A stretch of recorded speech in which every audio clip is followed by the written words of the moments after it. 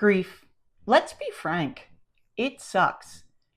And I think it hits us even a little harder the older we get. Hello there, I'm Kelly.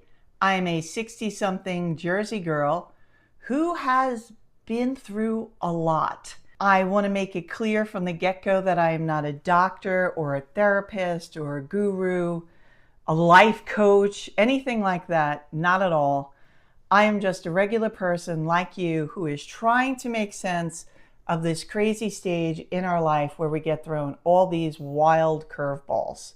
Brainflower is a place of optimism and hope, and I welcome you here to share your story. First of all, I want to say that if you are suffering from a recent loss, even a not so recent loss, I want you to know how very sorry I am. I know what it's like to go through that, obviously, and I'm going to be honoring my own emotions here, but I also want to honor yours as we have this discussion. And I share with you my learnings, which might be different from your learnings. Grief isn't just losing someone you really love, although that is terrible all by itself. You're also losing every memory, every joke, every holiday, every vacation, epic story, all disappears overnight. And you're left with this unbelievable emptiness and the feeling that nothing will ever be the same again. And you know what? You're right. It will never be the same again. It has to be different now. Grief isn't something we can ever prepare for. Even if we are expecting the loss, when it happens and grief moves in, grief is just like a bomb, blowing everything up, turning everything inside out and upside down, and leaving us right in the middle of all of these ruins, trying to figure out which end is up and how do we go on from here. And here's what I've learned. I kind of boiled it down to about 7 big categories of lessons. The first one is, this is my grief journey and my grief journey alone. You may be grieving the same person as I am, but you are on your path and I am on my path. And we have to process it the way that we have to process it, which may not be the same as the way you are working it out for yourself. And that's perfectly fine. 2, I had to give myself the permission to have all of my feelings. And I had them all. I had anger, confusion, doubt, guilt. God, a lot of guilt. Sometimes I had those feelings all at the same time. I even had crazy feelings. You know, you wake up at 2:30 in the morning thinking of something, crazy feelings. Yeah, I had those too. They belong to me, just like your crazy feelings are belonging to you. 3, I had to work hard not to lose myself. You know, grief is like heavy. It really weighs you down. And I wasn't prepared for the physicality of it. I knew obviously it was an emotional experience, a spiritual experience even, but I didn't realize how much grief affected your body until my sister passed away. There were some mornings when I could not get out of bed. No way, no how. And other days where if I made it into the shower, that was a huge win.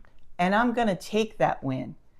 I just wasn't ready for the brain fog that happened, the total confusion. It's almost like you were working your way out of a bad nightmare. You know, that weird space between being asleep and waking up. It felt like that some days, sometimes for days on end.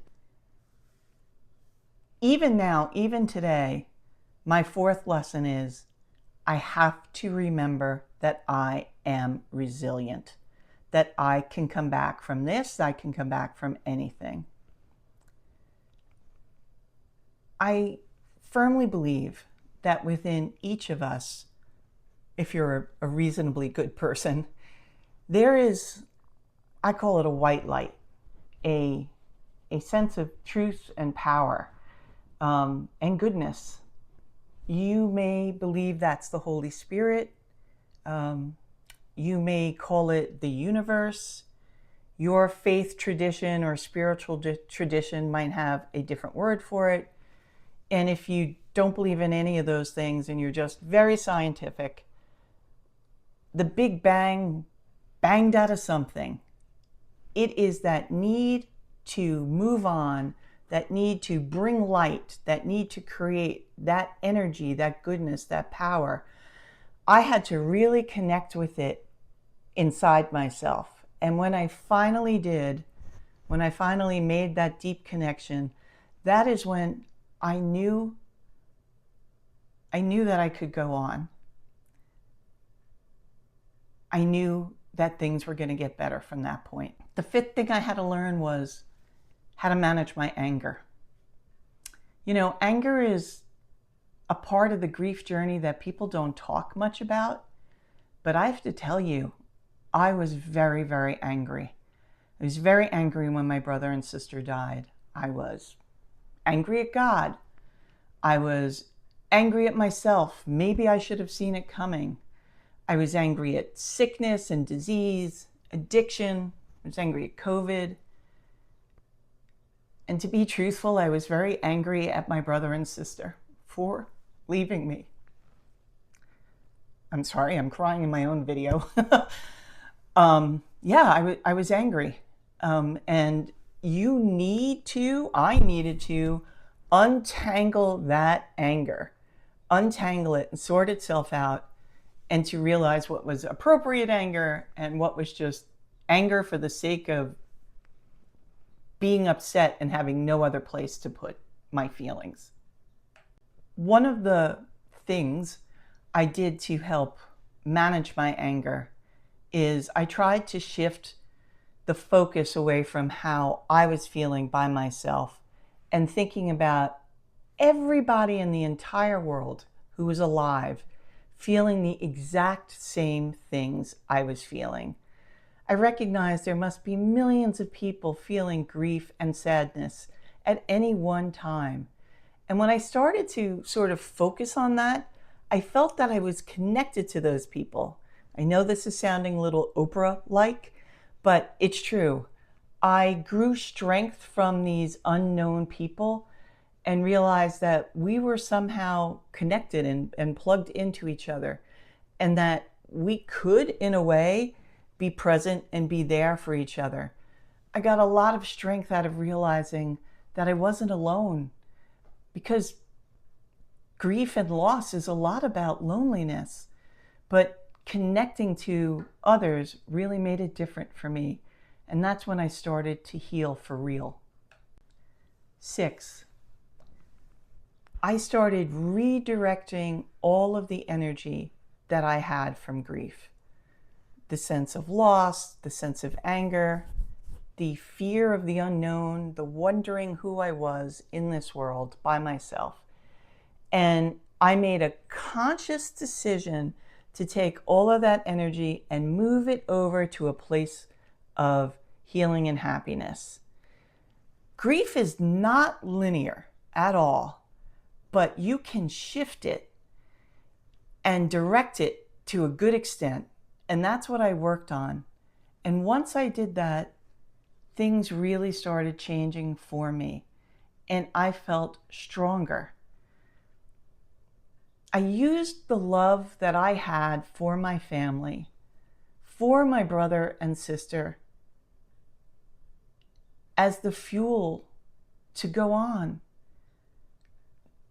They weren't here with me in the here and now, but we had a lot of history together and hopefully more to come. And making that connection with their love, I realized love never dies. And that might be too touchy-feely for you, and I get that. I'm pretty nerdy and scientific, but it's real. It was real when they were alive, and my love for them is real now that they're not here anymore. And I can tap into that power, and I can use that power to move on and to be a better person because of their losses. For me, every day, every damn day, is a combination of grief and joy. It is a combination of love and loss. Grief is incredibly complex and deeply personal. And I appreciate that you may be feeling a little bit differently about it than I am. But I do encourage you to take your time to feel all the feels. You're going to anyhow. Just give your permission to have them. And to remember and recognize this strength that you have inside, this resilience you have inside. It can take a while to find it, no doubt, but it's there if you keep looking for it. And once you tap into that and tap into the love that you had for the people you lost, your life is going to change in a really incredible, amazing way. I have to be clear, this wasn't easy. And I was overwhelmed by guilt about moving on. I felt guilty about it. I think a lot of people do. They call it survivor's guilt. Why them and not me, you know.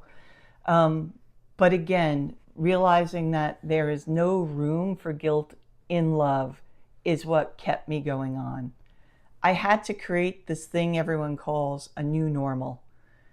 Grief profoundly changed who I was. It changed the way I look at life and it made me more optimistic and more grateful for every day that I have, for every friend that I have, for every loving relationship that I have.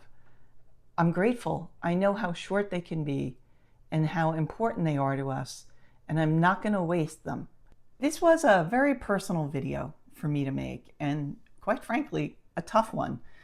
And I thank you for sticking through and listening to me share my grief journey. If this connected with you in any way, I would love to hear some of your comments, some of your stories. Maybe tell me how your life has been different or the same. I promise to read as many comments as possible. I love reading them. Brainflower is a very young new channel.